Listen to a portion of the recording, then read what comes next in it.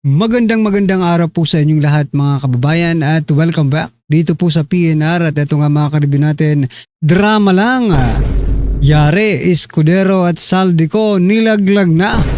Ayan mga kababayan, patungkol po riyan ang ating aalamin at bibigyan ng reaksyon ngayong araw na ito. Pero bago pong lahat mga kababayan, sa mga hindi pa po nakapag-subscribe sa ating munting channel ay pasubscribe naman po. Ayan at palike na rin po ng video ito. Maraming salamat po at ito na nga, simulan na po natin to.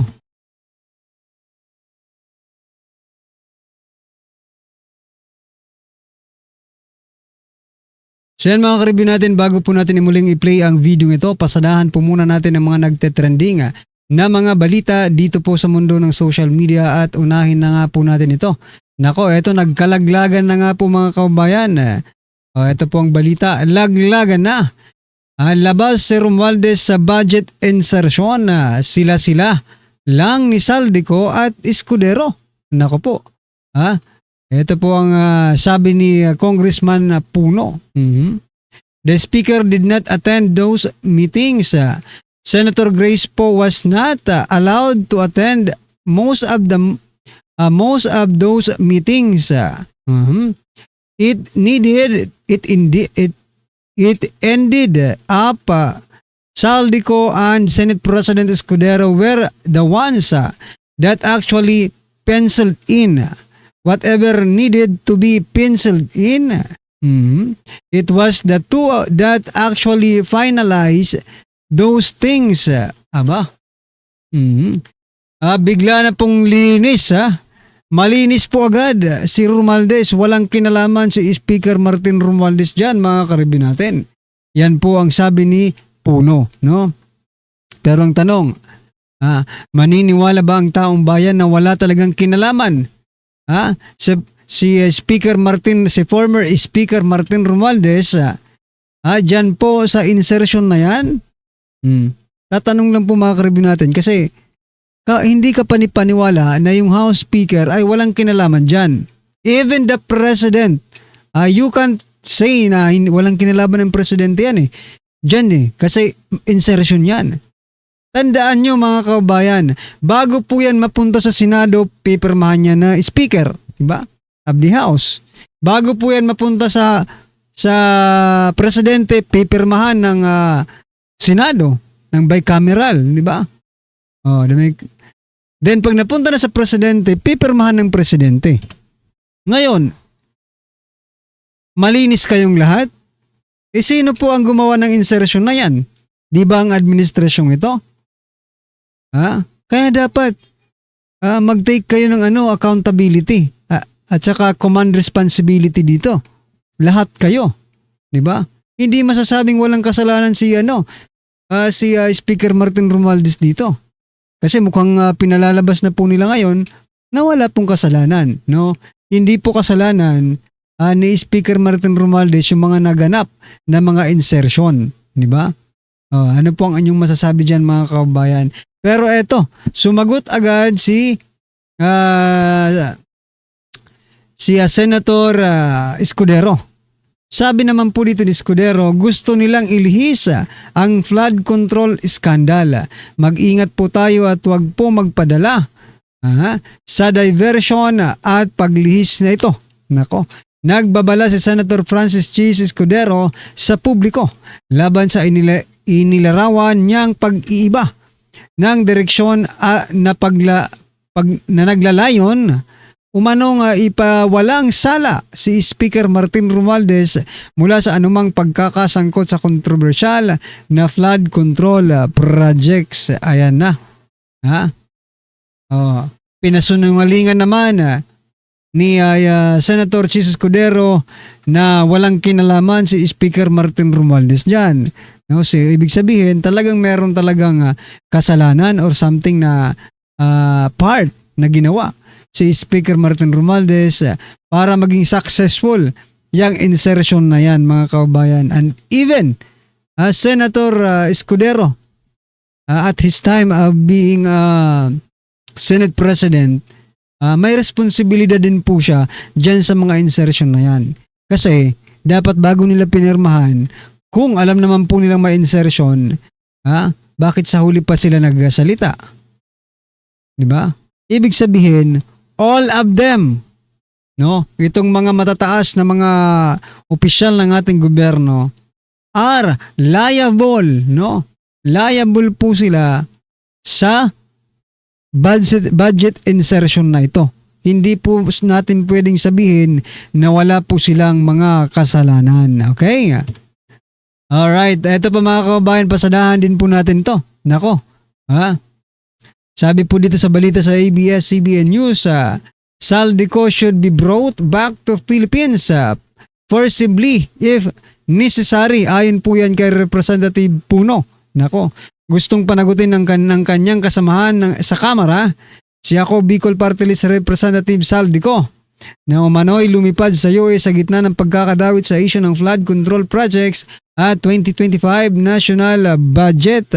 Nako, dapat lang. Nakalagay dito, forcibly if necessary. No? Ibig sabihin, sa pilitang pauwiin si Saldico, dextrosan nyo na yan, dalhin nyo na sa Pilipinas. Diba? May sakit daw sa puso mga kababayan. Magano kayo, mag-maintenance kayo. Kahit pang isang buwan lang or pang hanggang matapos lang yung investigasyon tapos tama na. Pwede na siyang mawala. Okay?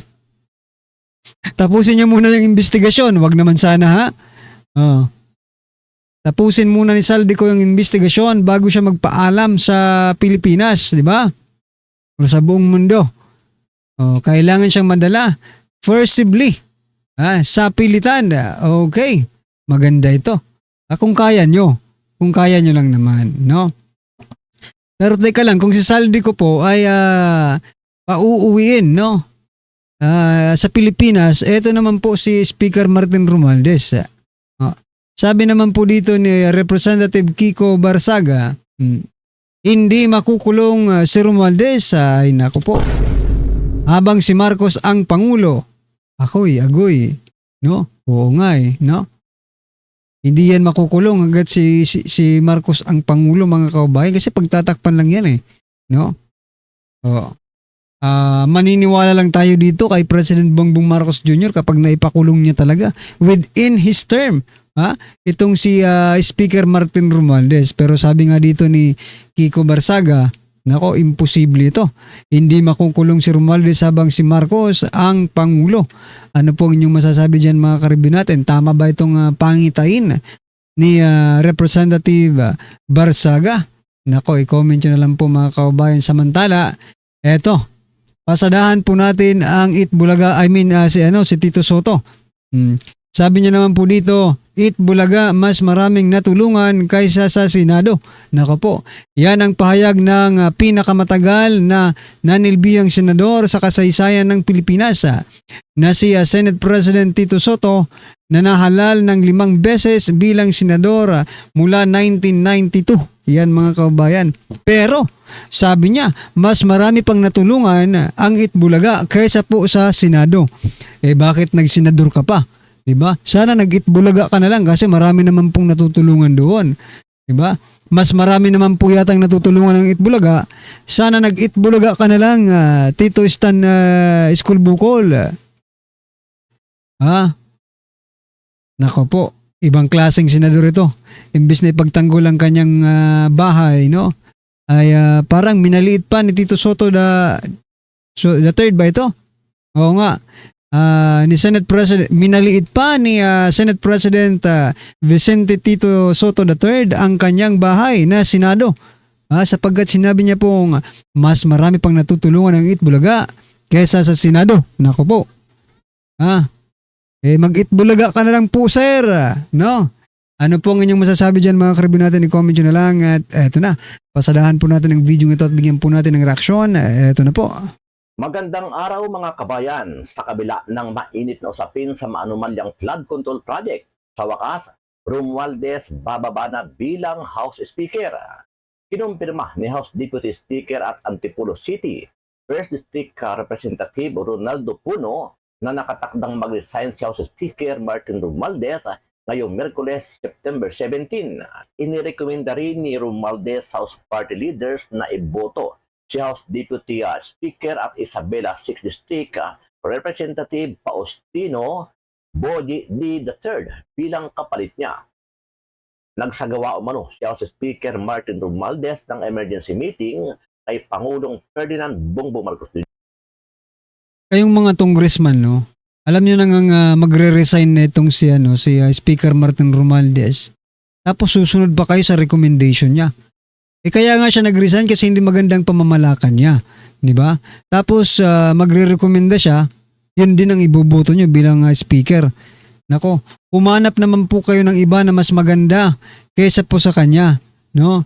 Maganda yung pamamalakad, yung may prinsipyo. Nako po, pag siya po ang nag-recommend, ibig sabihin, ano lang ito, drama lang ito. Same colors lang pa rin ito mga kababayan, no? Oh, parehas po sila. Grabe naman. At malamang sa malamang, yan din po ang recommended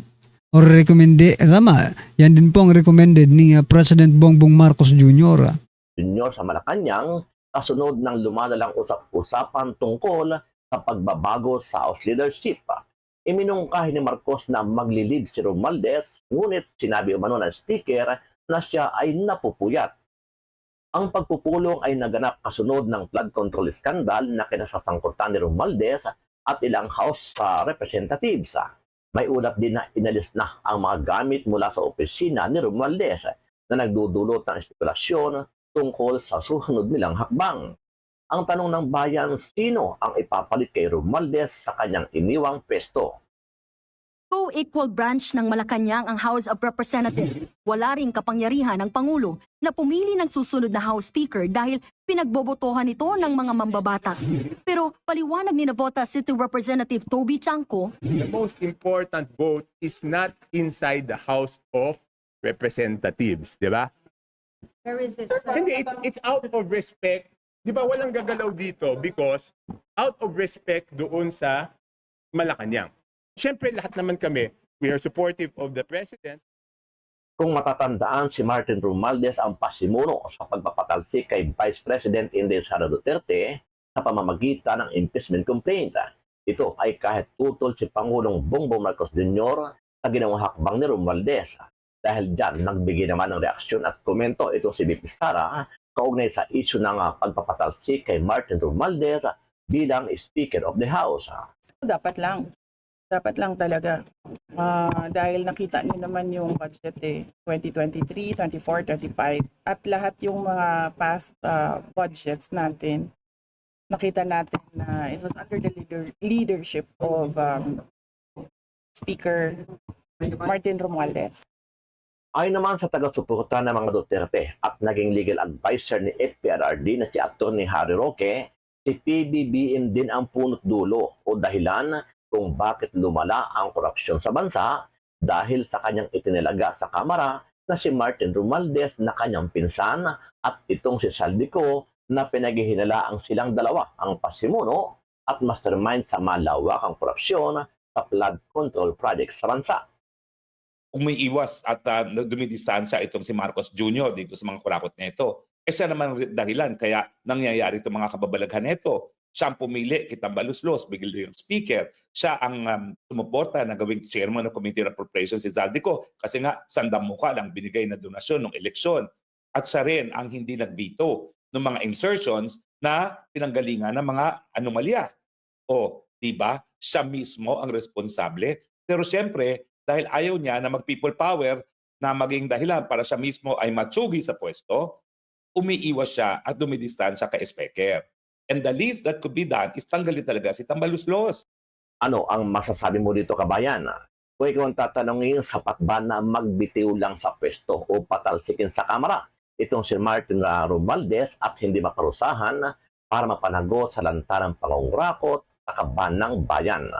Sama-sama natin panoorin ang buong video at pakikomment niyo po ang inyong mga reaksyon at sariling opinyon. Of the Vice President. Kahapon, wala pang isang oras ay natapos na ang pagdinig ng House Appropriations Committee sa panukalang 902 million pesos na pondo ng OBP para sa taong 2026. Si Vice President Sara Duterte lamang ang dumalo sa naging pagdinig. Sa pagdinig ng House Appropriations Committee sa panukalang budget ng OBP, Inusisa naman ni House Deputy Minority Leader at ACT Teachers Party List Representative Antonio Tino ang issue sa confidential funds at madalas na pag-alis ni BP Duterte sa bansa kasunod ng pag-waive ng ikalawang Pangulo sa parliamentary courtesy ng komite. Makailang ulit namang tumanggi si BP Sara na sagutin ang mga tanong kaugnay dito.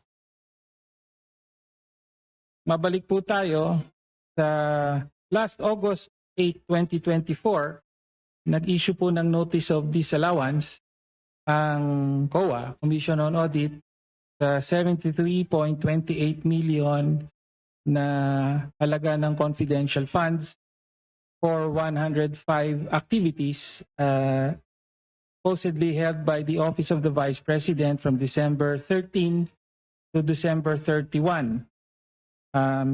Sabi ng COA ay wala raw accomplishment reports na naipakita or sinubmit ang Office of the Vice President para dito at inaatas na o inuutos na ibalik ang pera ng Vice President ni Gina Acosta bilang Special Disbursing Officer at ni Julieta Villa del Rey bilang Chief Accountant. Mag-iisang taon na po, ayon sa COA rules ay may 6 months po para mag-appeal. Ano na po ang status ng Notice of Disallowance na ito? Madam Chair, I suggest that the Congressman ask this during the hearing of the Commission on Audit. This is a status of documents inside the Office of the Commission on Audit. So it has to be the Commission on Audit who will answer what is happening to this Notice of Disallowance. Madami kaming mga in-expect na mga tanong pero dalawa lang yung nilabas nila, no? Yung tanong sa confidential funds na sinabi ng defense lawyers na huwag sagutin kasi meron silang defense strategy na hindi dapat malaman. Tila walang katapusang pag-ugong ng mga balitang pagpapatalsik kay House Speaker Martin Romualdez. Muli na naman itong gumawa ng ingay dito sa Kamara ngayong araw at may nakuha pa tayong impormasyon na naglinis na nga raw umano itong si House Speaker ng kanyang opisina. So yan mga kabayan, naglinis na. Baka lilipad na ng ibang bansa itong si Speaker. Bantayan niyo po. Dapat maglagay po ng ilagay po sa immigration bulletin, di ba? Ilagay Soji Boying Rimulya, magkano ka po ng order na iban si Speaker Martin Romualdez na lumabas ng bansa. Baka pag pinatawag to, nandun na sa ibang bansa mga kabayan, mahirapan naman po tayo. Baka yun nga, no? Baka pwede nyo gamitin ng Interpol sa pagpapauwi sa kanila kapag sila po ay pumunta sa ibang bansa. Pwede ba yon? Kasi ginawa rin naman ninyo. Kay former President Duterte, ginamit ninyo yung Interpol. Ngayon, puntahan po natin si Saldico. Nako, membro po ba ng ang Amerika ng Interpol? No? Pwede ba pang maglabas ng red notice doon? At pauwin si Saldico dito para managot naman. Di ba? Anyway mga kababayan, ano po ang inyong opinion, reaksyon patungkol po sa video ito? Comment nyo na lang po sa baba para at least alam po natin mga kababayan ang inyong opinion. Maraming salamat po.